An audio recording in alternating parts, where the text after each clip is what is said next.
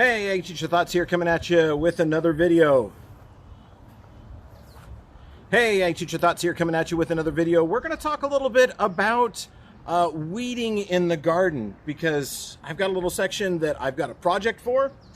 It's an underperforming part of my lawn, and it's been very, very difficult to try to get any grass to grow in it. So because of that, we're abandoning the grass and we're going to put in some raised flower beds where we can raise some vegetables, and we'll get some actual use out of our garden or our yard. So what I wanted to talk about is a little bit of lawn tool, gardening tools, hand tools, whatever you want to call them. But basically tool maintenance for your garden, and talk about something that not a lot of people consider and not a lot of people think about. And that's really kind of the condition that you keep your tools in, to see whether or not they can help make things easier or better for you, or save you a little bit of time. So let me get one of my friends here. So this is a gardening tool that's actually been with me for a very, very, very long time. I realize now when I pulled it out of the shed, it needs a new paint job. This is a standard hoe. It has been with me since about 1992, when I used to work on a research farm, and part of my duties were to weed the research plots. And when I originally bought this hoe, it was probably 1.5 inches wider up here. And the reason it shrunk is not necessarily just because it's been used, but because it's actually been cared for. Now on my hoe, I tend to try to keep a really sharp razor edge on there, and I really kind of learned that from an old farmer. So this old farmer gave me the old adage that sharp tools save you time. Now that's really kind of a hard lesson to learn as a young person, as a high school student, to understand that really the amount of time that you spend sharpening the tool is definitely offset by the amount of time that you save working with a sharp tool. And that if you use a sharp tool, not only does it save you time, but it's also more effective in how it works.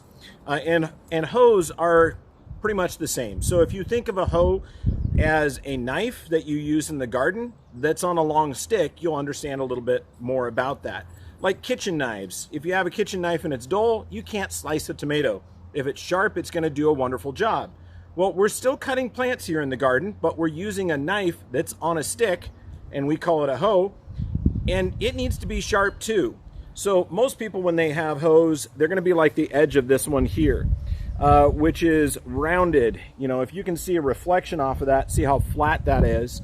That's a rounded off hoe. That's not going to really help you in the garden. All you're really doing is digging a trench around where those weeds are. You're not doing any actual work to remove them other than just digging them out. And what we really want to do with a hoe is we want to go below the surface of the soil, just barely below the surface of the soil, and we want to cut the roots away from the crown of the plant. And to do that, we're going to need a really sharp blade.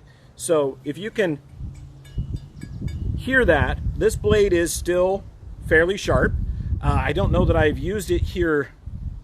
Actually, it does look like I've used it here. There's a lot of rocks here. So it's been a while since I've used this hoe, so I need to put a new edge on it, and I'm going to kind of show you how that goes. So you can use a Dremel tool or a bench grinder to put an edge back on your hoe, but if you're doing that, you're going to spend time going back and forth to your garage or wherever you've got power to do that. So that's where I use a standard flat file. This file is much older than me. This is actually one that I got from my grandfather, who's long since passed away. So it's good old American steel, and this file, if well taken care of, will probably outlive me too.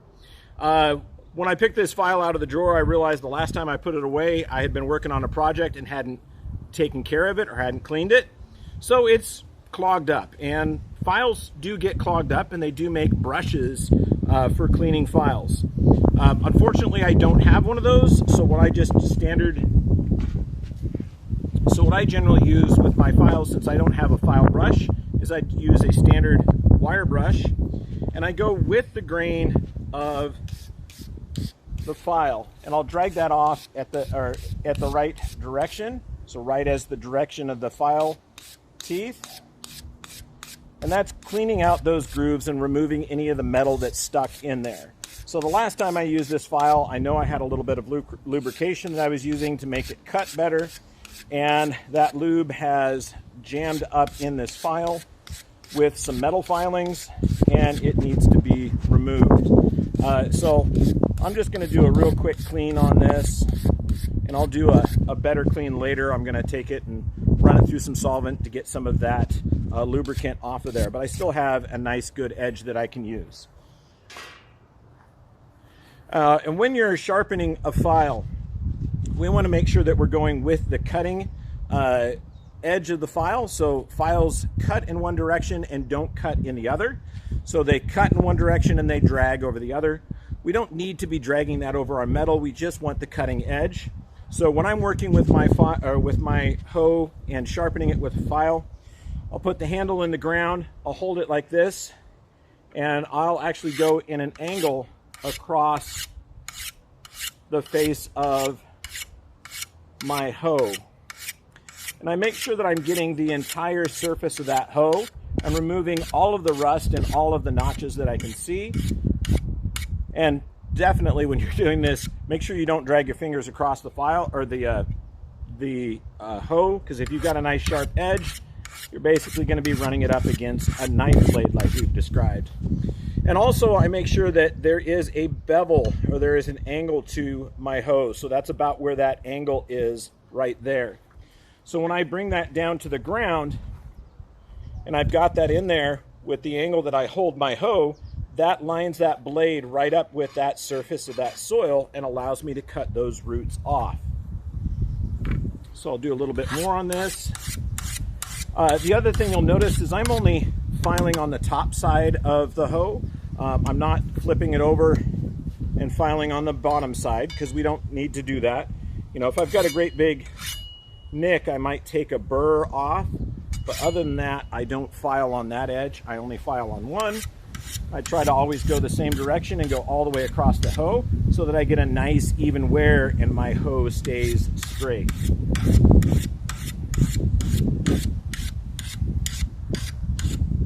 Yeah, I keep a knife edge on my hoe.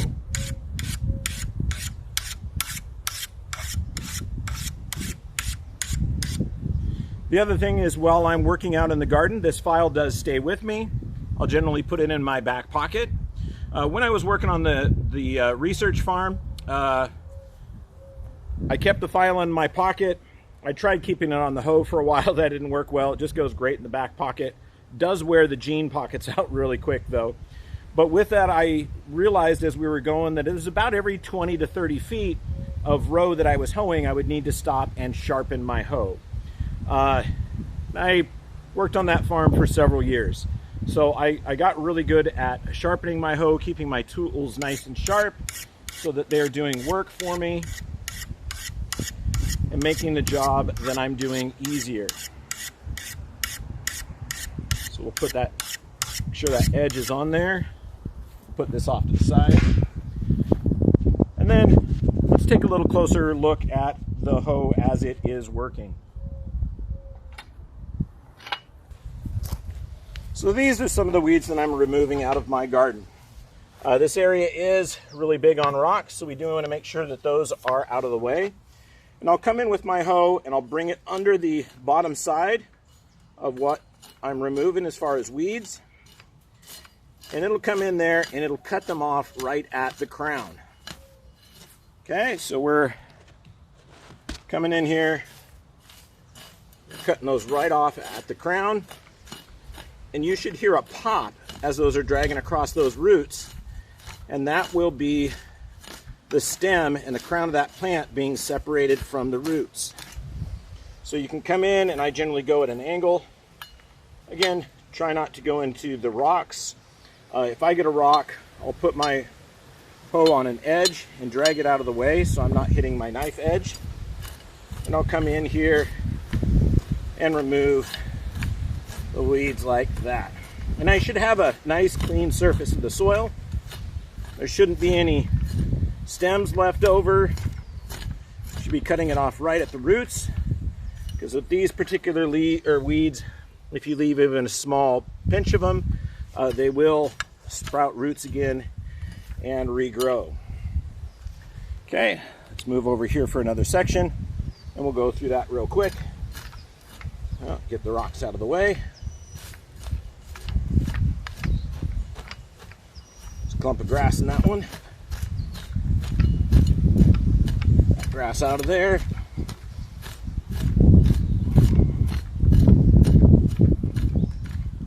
So I should be able to come in and I can, just with a little pressure, I can cut through those stems of those plants because I keep that nice sharp knife edge on there.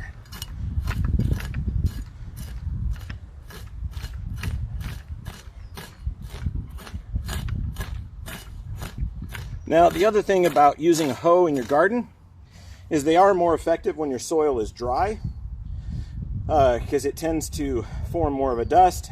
This does have a peat layer because it's been poor soil that has been amended, but it is going to work much better if you keep that nice and sharp. So after you get a few feet down there, make sure you clean the dirt off of your tool. Come back in with that file, put that edge back on, and it should take only a few passes to get that knife edge back on your garden tool.